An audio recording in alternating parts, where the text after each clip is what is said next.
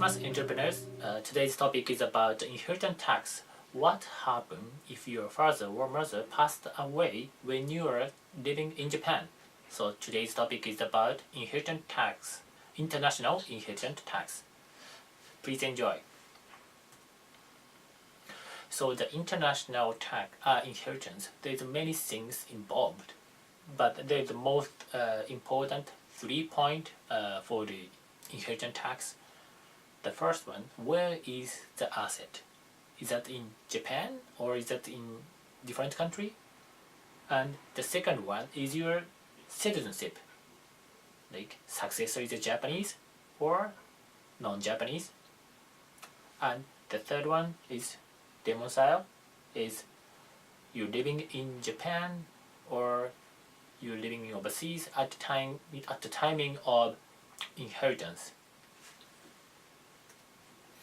So basically there are the 3 types of the successors defined by the Japanese tax law. The first one is unlimited taxpayer living in Japan. The second one is unlimited taxpayer living in overseas. And the third one is limited taxpayers.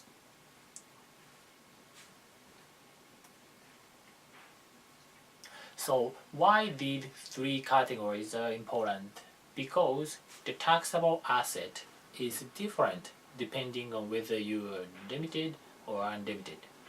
For example, let's say like for the unlimited taxpayer living in Japan or in overseas, the all asset located in Japan or overseas, they are both taxable. But for the limited taxpayers, the taxable asset is the asset which is located in Japan only. So defining whether definition of the successor is very important.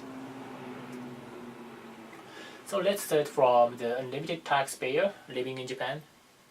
Definition is successor who lives in Japan at the timing of the inheritance, like when your mother or father passed away. So the important things is, it really doesn't matter you're a foreigner or you're Japanese.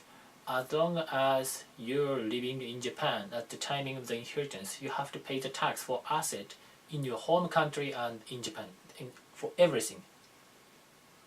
So living in Japan, it doesn't mean like a temporary visit. Like if you're coming to Japan for the business trip or tourist, it doesn't count. But if you come to Japan, like to live or for the assignment, for like 1 or 2 years, you're regarded that you are living in Japan. So in that case, you have to file the tax return in Japan for asset in Japan and in your home country too. So it's very strict. The second type is unlimited taxpayers living in overseas. So there's 2 types of unlimited taxpayer in overseas. The first type is successor, like in case you're Japanese citizen and living in overseas.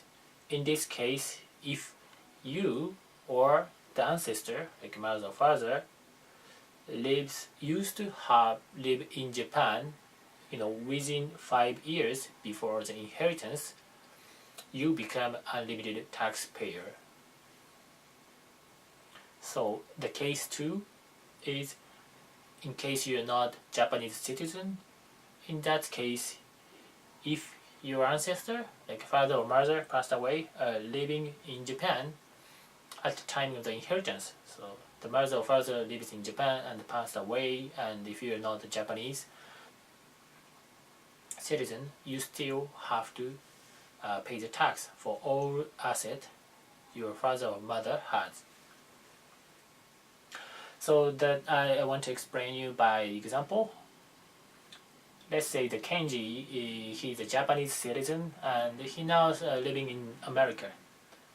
But he used to live in Japan about 3 years ago. 3 years ago he came to the America, and now his mother passed away in Japan. So his mother was staying in Japan. So he inherited two types of the two assets: his mother's home in Japan and bank deposit in Singapore. Because he is unlimited taxpayer, both assets are taxable. So it's very strict. The second case is non-Japanese case. Like Nancy is American citizen and living in America, but her mother is living in Japan and passed away this summer. So she inherited two assets from her mother. The first one is her mother's home in Japan and bank deposit in Singapore. Even though Nancy is American, both of these assets are taxable assets, and she has to file the tax return in Japan. So the third category is limited taxpayers. There are two types of the limited tax payers. So the case one is, by the way, if you are limited taxpayers, you have to pay the inheritance tax only for the asset in Japan. So the first case is successor is a Japanese citizen and successor lives in overseas at the time of inheritance, and neither successor or your ancestor has not lived in Japan within 5 years before the inheritance. So let's say you and your father or mother both moved out from Japan more than 5 years ago. You become the limited taxpayers. And the second case is successor is not Japanese citizens and living overseas, and your ancestor, like mother or fathers, doesn't live in Japan at the time of the inheritance. So this is like all people who are not Japanese and living in overseas, and of course they don't have to pay the tax in Japan unless they have an asset in Japan. This is an example. Let's say the Kenji is a Japanese citizen and living in America, and he and his mother come to America about 6 years ago, and his mother passed away in America this summer, and he inherited the following two assets from his mother.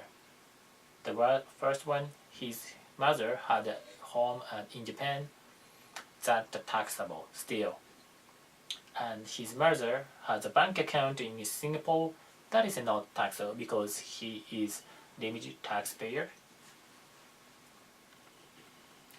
So it's very, I think, the strict rule, and from 2017, the Japanese tax authorities start enhance the information exchanges with the tax authority overseas, so they will likely capture your asset in overseas.